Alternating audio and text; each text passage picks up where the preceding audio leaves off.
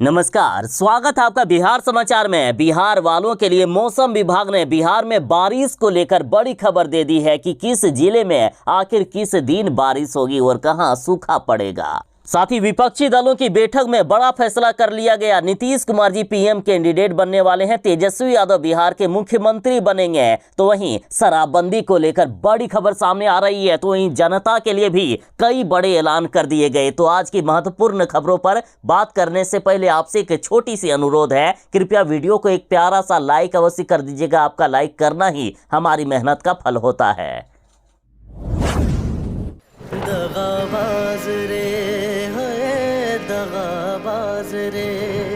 अब बिहार वालों के लिए बिहार में मौसम ने दगा दे दिया है। देखिए, आज बिहार के लोग शायद बादलों की बेरुखी के लिए यही कह रहे होंगे कि दगाबाज रे। अब लोग करे भी क्या, जब मानसून इस तरह से दगा देगा तो दिल की बात जुबां पर आ ही जाएगी। वैसे तो देश के अधिकतर हिस्सों में मानसून सक्रिय है, जमकर बारिश हो रही है, पर लगता है कि बिहार से भगवान इंद्र रूठ गए हैं। तभी तो यहाँ जिस तरह से मानसून में बारिश होनी चाहिए थी, आज हो ही नहीं रही है। और ऐसे में लोग दर्द बयां करने को मजबूर हो गए हैं। मौसम विज्ञान केंद्र पटना ने भी यही कहा है कि प्रदेश में मानसून की गतिविधि अगले 5 दिनों तक काफी धीमी रहेगी। मौसम विज्ञान केंद्र पटना ने 23 जुलाई तक बिहार के सभी जिलों में नो वार्निंग का देखे मैप भी जारी कर दिया है। साथ ही इन्होंने पत्र जारी करते हुए भी कहा है कि बिहार में 18 से लेकर 23 जुलाई तक काफी कम बारिश होने वाली है। साथ ही किसान भाइयों के लिए सलाह दी गई है कि अभी धान के बिचड़ों की रोपाई का समय है,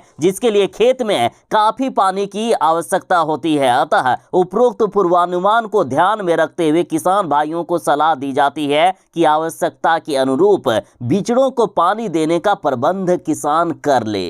यानी 23 जुलाई तक बिहार के 2-4 जिलों को छोड़कर बाकी जिलों में या तो हल्की बारिश होने वाली है या नहीं होने वाली है बारिश। साथ ही मौसम विभाग ने यह भी कहा है कि तापमान में 4 डिग्री की हो सकती है वृद्धि, यानी बिहार में गर्मी भी बढ़ने वाली है। हाँ, ये भी कहा गया है कि 23 जुलाई के बाद बिहार के कई जिलों में मध्यम दर्जे की बारिश हो सकती है।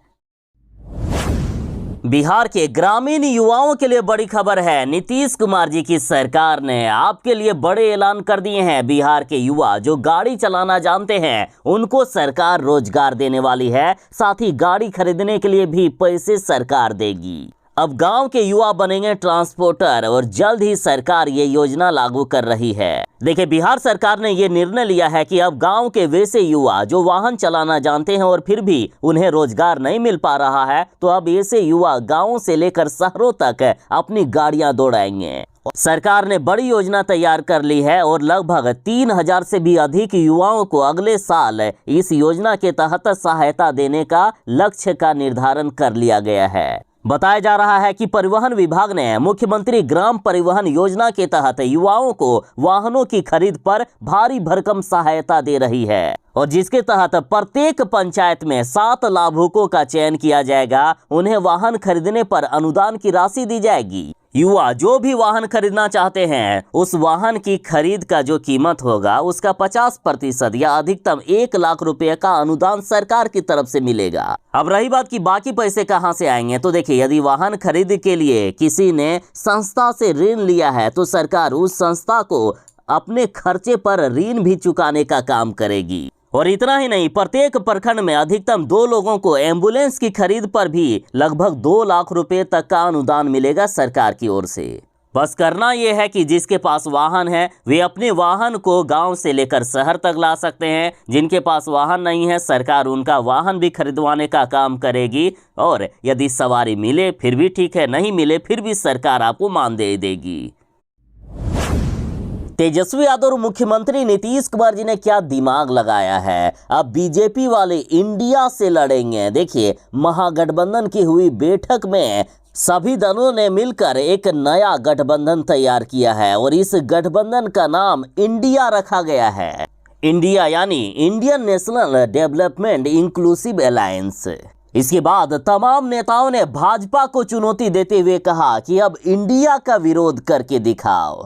अब बीजेपी वाले कुछ इस तरह का बयान देंगे कि हमें इंडिया को हराना है, इंडिया वालों की क्या औकात जो हमारे सामने टिक सके। मतलब चाहे मोदी जी हो या बीजेपी के कोई भी नेता, इस गठबंधन इंडिया के खिलाफ कोई भी बोलेगा तो जनता के बीच कुछ ना कुछ नेगेटिव पॉइंट जरूर ही जाएंगे, क्योंकि इस गठबंधन के नाम में ही है दम। इंडिया रख लिया गया है नए गठबंधन का नाम। आखिर क्या दिमाग लगाकर इस नए गठबंधन का नाम रखा गया है? वैसे भी सभी राज्य मिलकर इंडिया ही तो बनाते हैं। बिहार के गरीबों के लिए बड़ी खबर है। देखिए, जिनके घर पीएम आवास योजना के तहत पास हो गए हैं लेकिन उनको पैसा नहीं मिला है, जिसकी वजह से वे अपने घर को कंप्लीट नहीं करवा पा रहे हैं, उनके लिए बड़ी खबर है। अब बिहार में मुख्यमंत्री आवास योजना के तहत हर दिन 6000 आवासों को बनाने का काम पूरा करने का लक्ष्य रखा गया है। और साथ ही बड़ी खबर है कि इंदिरा आवास जिनके अधूरे पड़े हैं, इंदिरा आवास पूर्ण करने पर मिलेंगे 50,000 रुपए।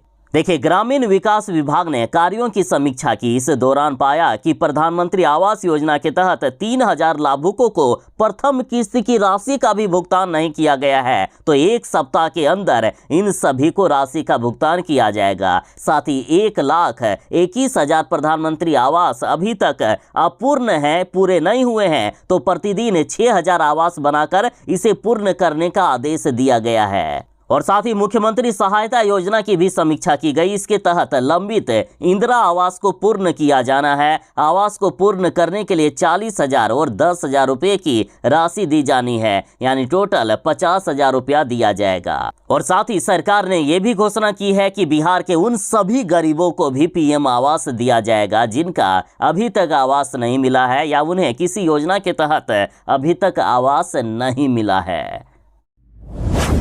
बिहार में शराब पीने वालों की खैर नहीं। बिहार में शराब पीने वालों को आधार कार्ड के जरिए चुन चुन कर पकड़ने का काम किया जा रहा है और अब तक 50,000 से भी अधिक शराबियों का आधार रिकॉर्ड तैयार हो चुका है। यदि ये किसी तरह दूसरी बार शराब के नशे में या शराब के साथ पकड़े जाते हैं तो इन्हें जेल जाने से कोई भी ताकत नहीं बचा सकती है। और साथ ही अब तक आधार से दूसरी बार शराब पीने में पकड़े गए हैं 400 आरोपित और इन सभी को कड़ी से कड़ी सजा मिल गई है। देखिए, बिहार में यदि कोई पहली बार शराब के नशे में पकड़ा जाता हो तो उनसे कुछ जुर्माना लेकर उन्हें छोड़ दिया जाता है, लेकिन उसे छोड़ने से पहले उनका आधार डिटेल्स नोट कर लिया जाएगा। और मान लीजिए कि यदि वो व्यक्ति बिहार के किसी भी जिले में किसी भी कोने में दूसरी बार शराब के नशे में या शराब के साथ पकड़ा जाता हो तो उनका आधार डिटेल्स तुरंत ही मैच हो जाएगा और उन्हें जेल की सजा होगी। और बड़ी खबर तो ये है कि बिहार में हर महीने 17 से 18,000 शराबियों का आधार सत्यापन किया जा रहा है और ये आंकड़ा हर महीने बढ़ता जा रहा है। बता दें कि यदि कोई दूसरी बार शराब के नशे में पकड़ा जाता हो तो उन्हें 1 साल जेल की सजा होती है और फिर से यदि कोई पकड़ा गया तीसरी बार तो उन्हें कड़ी से कड़ी सजा मिलती है बिहार में। अब इंडिया जीतेगी और भाजपा हारेगा। देखिए, देश की सभी विपक्षी पार्टियों ने मिलकर जो गठबंधन तैयार किया है उसका नाम इंडिया रखा गया है और अब बड़ा ऐलान कर दिया गया कि बेंगलुरु में सभी विपक्षी पार्टियों की बैठक संपन्न हो गई है। बैठक में कुल 26 विपक्षी दलों के नेताओं ने भाग लिया और इस बैठक में लगभग फैसला हो गया है कि पीएम कैंडिडेट नीतीश कुमार को ही बनाया जाएगा। हालांकि अभी कहीं ना कहीं बीजेपी से ये बात छुपाई जा रही है, क्योंकि बीजेपी वालों को यदि थोड़ी भी भनक लग गई ना तो ये लोग खेल बिगाड़ सकते हैं। और अगर नीतीश कुमार पीएम कैंडिडेट बनते हैं तो बिहार के मुख्यमंत्री बनेंगे तेजस्वी यादव, यानी जल्द ही तेजस्वी यादव बिहार के मुख्यमंत्री बनने वाले हैं। देखिए, सुर्खियों से मिली खबर के अनुसार अगली बैठक महाराष्ट्र में होगी। उसके बाद ही कौन आखिर पीएम कैंडिडेट बनेगा इसका ऑफिशियल तौर पर खुलासा कर दिया जाएगा। बीजेपी वाले बीच में ही खेला ना बिगाड़ दे, इसके लिए अभी नीतीश कुमार पीएम कैंडिडेट हैं या नहीं इसको छिपाया जा रहा है। हालांकि सांकेतिक तौर पर खबर सामने आ गई है कि नीतीश कुमार को ही पीएम कैंडिडेट बनाया जा रहा है। बिहार वालों के लिए बड़ी खबर है। बिहार के 10 करोड़ लोगों को मिलेगा सहारा इंडिया में फंसा हुआ पैसा।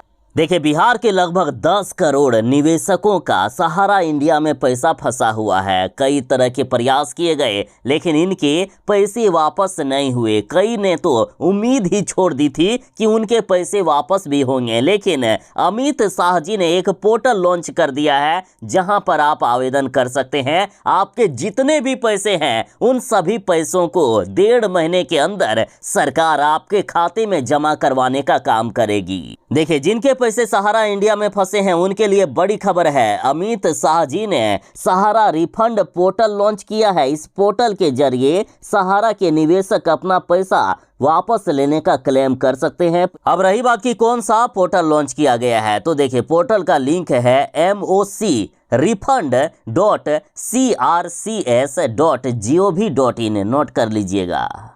देखिए, इसके लिए सबसे पहले आपको पोर्टल पर आकर रजिस्ट्रेशन करना होगा। उसके बाद उनके दावों को सहारा सोसाइटी के द्वारा 30 दिनों के अंदर वेरीफाई किया जाएगा। इसके बाद सरकारी अधिकारियों के द्वारा इस पर 15 दिनों के अंदर कार्रवाई की जाएगी, यानी 45 दिनों के अंदर जिनके पैसे फंसे हुए हैं सहारा इंडिया में, उनके पैसे को उनके बैंक अकाउंट में ट्रांसफर कर दिया जाएगा। मुख्यमंत्री नीतीश कुमार जी ने शिक्षकों को पहले ही धमकाया था कि यदि कोई भी शिक्षक बहाली के खिलाफ सड़क पर आकर प्रदर्शन करेंगे या विरोध करेंगे तो उन शिक्षकों को नौकरी से निकाल दिया जाएगा। लेकिन शिक्षक नहीं माने। वैसे मानते भी कैसे, क्योंकि शिक्षक बहाली में डोमिसाइल नीति को ही खत्म कर दिया गया है। लेकिन बिहार सरकार भी ठहरी अड़ियल प्रवृत्ति की। वे भी अब शिक्षकों को नौकरी से निकालने का काम शुरू कर दिए हैं। देखिए, टीटी शिक्षक संघ के प्रदेश अध्यक्ष अमित विक्रम को निलंबित कर दिया गया है। साथ ही टीटी शिक्षक संघ के 8 जिलाध्यक्ष व दर्जनों पदाधिकारियों को शिक्षा विभाग के द्वारा निलंबन की अनुशंसा कर दी गई है। फिर क्या था, शिक्षक संघ ने भी सरकार को चुनौती दे दी कि शिक्षकों का शोषण किया जा रहा है, वह हिटलर शाही है। वे इस तरह से प्रधानमंत्री बनने का सपना तय कर लेंगे, ये उनकी सबसे बड़ी भूल है। हम शिक्षकों की संख्या 4 लाख है, लगभग 2 लाख शिक्षक अभ्यर्थी भी हैं, 6 लाख शिक्षक परिवारों की ताकत अब लोकसभा और विधानसभा चुनाव में इस हिटलर सरकार को देखने को मिलेगी। शिक्षक संघ ने चुनौती दी कि गैर कानूनी तरीके से कार्यवाही यदि बंद नहीं हुई और शिक्षकों को बिना शर्त राज्यकर्मी का दर्जा नहीं मिला तो चुनाव बहुत ही कठिन होने वाला है बिहार सरकार का। बराबर यही देखा जाता है कि जब जब बिहार में कम बारिश होती है तब तब नेपाल में अति भारी बारिश होती है और बिहार के कई जिले डूबने लगते हैं। इस बार भी वही स्थिति है। बिहार में काफी कम बारिश हो रही है, लेकिन नेपाल में हो रही बारिश के कारण बिहार में बाढ़ आ गया है। कोसी सीमांचल में सड़क पर 4 फीट के ऊपर तक पानी बह रहा है। जरा देखिए कोसी सीमांचल के नदियों का हाल। ये सड़क है, सड़क पर किस तरह से 3 से 4 फीट तक पानी बहता हुआ नजर आ रहा है। नेपाल से आ रही पानी के कारण बिहार की लगभग सभी नदियों का जलस्तर या तो खतरे के निशान को पार कर गया है या फिर लाल निशान के करीब पहुंच चुकी है। कोसी सीमांचल क्षेत्र के हालात बिगड़ने लगे हैं। वहीं पटना में भी अब गंगा घाट के करीब बाढ़ का पानी पहुंच गया है। गंगा घाट के करीब बाढ़ का खतरा लगातार मंडराते जा रहा है। सरकार की ओर से भी अब अनुमानित बाढ़ को लेकर निगरानी बढ़ा दी गई है। एनडीआरएफ और एसडीआरएफ की टीमों ने तैयारी शुरू कर दी है। बिहार की पूर्णिया और अररिया जिले की हालात सबसे खराब है। पूर्णिया में बाढ़ का खतरा सबसे ज्यादा है। आमोर प्रखंड क्षेत्र से होकर बढ़ने वाली परमान, दास, बकरा, कनकई एवं महानंदा नदी के जलस्तर में लगातार बढ़ोतरी हो रही है। नदियों में उफान के कारण बाढ़ का पानी रोज नए नए इलाकों में फैलता जा रहा है। प्रखंड के 24 पंचायतों में लोगों के घरों में पानी घुस गया है। ग्रामीण सड़कें जलमग्न हो गई है। लोग अभी से ही अपने घर द्वार को छोड़ने लगे हैं और ऊंचे स्थानों पर जाने को मजबूर हो रहे हैं। बिहार सरकार की तरफ से भी निगरानी बढ़ा दी गई है। बिहार के 28 जिलों को चिन्हित किया गया है जहां हर साल बाढ़ तबाही मचाने का काम करती है। इन जिलों में एनडीआरएफ और एसडीआरएफ की जवानों को तैनात किया जा रहा है। वहीं इन जिलों में कंट्रोल रूम भी तैयार किए गए हैं। जिन जिलों को सरकार बाढ़ से बचाने का काम कर रही है वे जिले हैं सहरसा, शिवहर, सुपौल, मधेपुरा, सीतामढ़ी, पूर्वी चंपारण, मुजफ्फरपुर, वैशाली, पश्चिमी चंपारण, दरभंगा, मधुबनी, पूर्णिया, कटिहार, खगड़िया, शेखपुरा, बेगूसराय, लखीसराय, समस्तीपुर, मुंगेर, सिवान, गोपालगंज, बक्सर, भोजपुर, पटना, सारण, भागलपुर, अररिया, किशनगंज व नालंदा। इन जिलों में सरकार विशेष रूप से ध्यान दे रही है। साथ ही बाढ़ से बचाने के लिए हर तरह की तैयारियां की जा रही है। सभी विपक्षी पार्टियां इस बार मिलकर चुनाव लड़ने वाली है और इस नए गठबंधन का नाम इंडिया रखा गया है। तो इधर पप्पू यादव ने महागठबंधन को अल्टीमेटम दिया है कि अगस्त तक हमें भी गठबंधन में शामिल कर लें, वरना हम बाद में शामिल नहीं होंगे, हम बाद में अकेले चुनाव लड़ेंगे। देखिए, जन अधिकार पार्टी के राष्ट्रीय अध्यक्ष पप्पू यादव ने महागठबंधन को अल्टीमेटम देते हुए कहा कि अगर अगस्त तक हमें गठबंधन में शामिल किया गया तो ठीक है, और यदि नहीं किया गया तो अकेले हम 5 सीटों पर चुनाव लड़ने का काम करेंगे। बिहार में कुछ ऐसे भी स्कूल हैं जहां मिड डे मील के मेनू में तो अंडा रहता है, लेकिन यदि बच्चे अंडे की मांग कर देते हैं तो बच्चों को दौड़ा दौड़ा कर पीटा जाता है। और ये घटना पूर्णिया जिले के कस्बा प्रखंड के मध्य विद्यालय जलकर का है, जहां मिड डे मील के मेनू के हिसाब से अंडा बना था, लेकिन बच्चों को अंडा छोटे छोटे टुकड़ों में तोड़ तोड़ कर बस फॉर्मेलिटी के लिए दिया जा रहा था, जिसका विरोध बच्चे करने लगे। बच्चे कहने लगे कि हमें पूरा अंडा दो ना। फिर क्या था, शिक्षक गुस्से में आ गए और कई छात्रों को आपस में कैंपस में दौड़ा दौड़ा कर पीटा है। इसके बाद परिजनों ने स्कूल में आकर जमकर हंगामा किया और अब इसकी जानकारी प्रखंड के पदाधिकारी को दी गई है।